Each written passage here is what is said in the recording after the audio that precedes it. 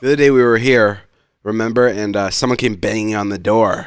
This random woman. She's like in her early 20s, came banging on the door. She's like, David, and she screamed, and we went out there, and she just had a panic attack.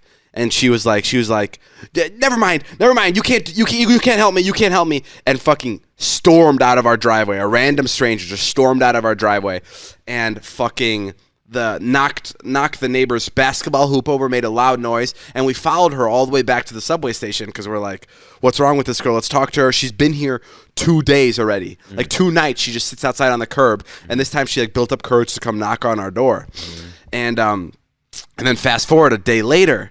I get a text. It's from the neighbor, and it's like someone keyed the Bronco, and the Bronco had symbols in it, like letters, like not keyed, like a scratch, like full on symbols and sketched into the car, and then it had my name in it too, like David spelled out, like in the D was a triangle, the A was a triangle, the V obviously a triangle. Everything was like keyed and properly keyed, and there's an image of there was a picture in the car, in the Ford Bronco, really expensive car, really pretty car. So I go out there and I go check, and the girl that was there that night is sitting right next to the car. Ooh.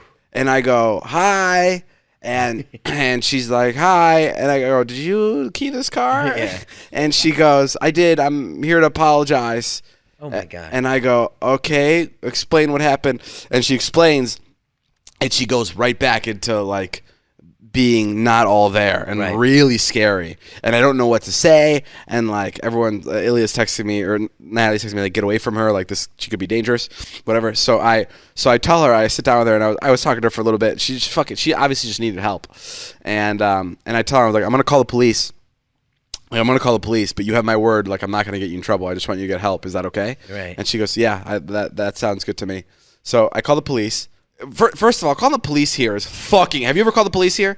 It's a pit. They don't come. They don't come for shit. Right. I was transferred 3 times because when you call the police here, if it's not an emergency, if you're not being held to with a gun to your fucking face, they don't care, and that's totally fair because they're busy, right? They have other fucking shit going on. Sure. So I got transferred 3 times. Deadass 3 times to different police stations, and then they finally came. The neighbors told me that the other night they called the police because she was banging on everybody's doors, and they never showed up. And they called 2 hours later, and they were like, "Do you still need us to come?"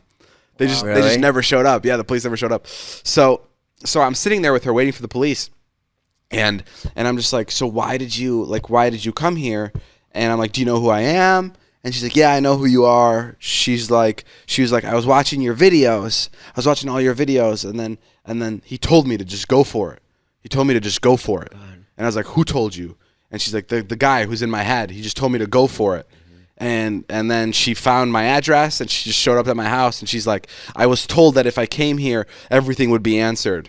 And she kept coming to my house every night because she thought she was gonna get these answers. And she's like, every night I came here, I got an answer, I got another answer, and I kept coming back for more answers. And she was like, not there. I'm like, are you on any drugs? And she's like, no, I swear to God, I don't do drugs. But she was obviously very disturbed. So I mean, nothing really happened. The police came. They were super, super fucking nice. I made sure of that. I was like, she just needs help, and they were like, okay, we're gonna get you to a hospital. And she was like, okay. She was super compliant with them. And then the cop came up to me. She's like, how does she know where you live? Right. And I'm like, I do social media for a living. And the cop goes, did you post your address on internet? and I go, no. I think she just saw some of my videos, and she kind of just found it. And she's like, okay, I see. I think what you're going to want to do from now is you're going to want to change your name on social media.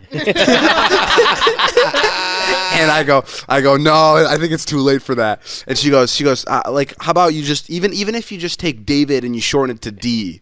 And I go, that's not going to help. It was really funny explaining to this woman that, I can't go back. Tom Brannon. David's new name. Hey, Tom. I just changed my fucking name from now on. I go by podcast with Tom Brannon and Jason Nash. Welcome back. Yeah. But yeah, no, and then they took her away. It's just such a fucking crazy thing that this girl was just and really fucked up Natalie's car. I felt bad. It's that was nice. You took the time. You made it better for her. I hope so. Has she come back?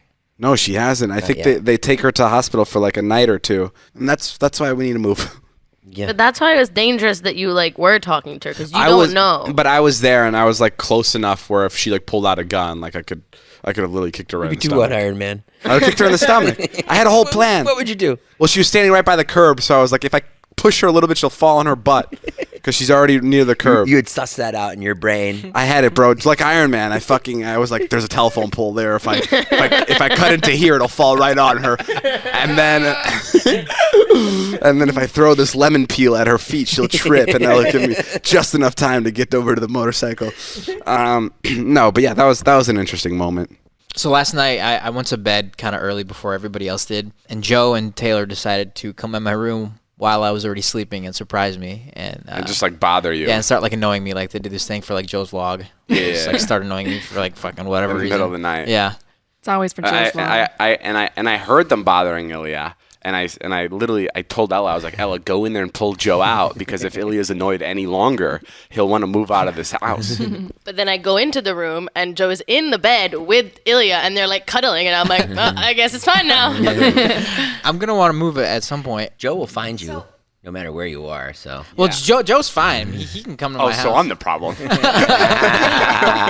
No, you can't. But you do understand that I will move. Like To where, though? I don't know. But anywhere. Honestly, anywhere. What's the I'll move point? to a fucking motel if I have to. What is the point? Because it's so fucking hot all the fucking time. And honestly, like if I want to go to bed at fucking 9 o'clock, then I will go to bed at 9, and like I'll sleep and I'll wake up I at never 6. bother you when you go to sleep. It's not literally. It's not about that. It's not about that.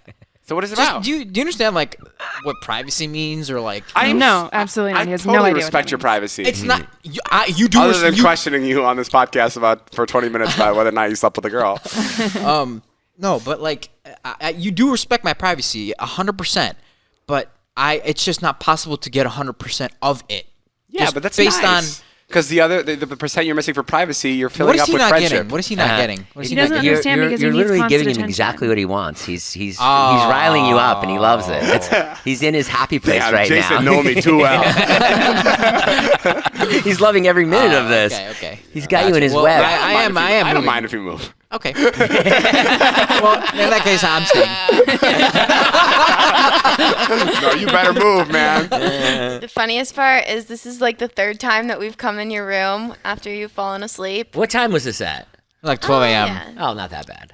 That's pretty bad. I mean, like at this point, I'm asleep for like 30 minutes. Oh. It was earlier than 12. It was like 11:30. It was like whatever. right You're when you left, asleep. Jason. I was like, yeah. Oh gosh. Joe texts me every single time that he's left. He always texts me and he goes, Tay, I feel kind of bad that we did that. Like, I feel really bad that we waked Ilya. I know he texted Up me this every morning. single time. He's like, yo, dude, I didn't realize you were actually sleeping. My bad. Yeah, bro. I was like, it's okay. Every time Joe like says like a joke to you that's a little bit mean or like off color or whatever, like he'll always text me and apologize. Be like, yo, did that make you feel uncomfortable? And I'm like, dude, please fucking stop doing this.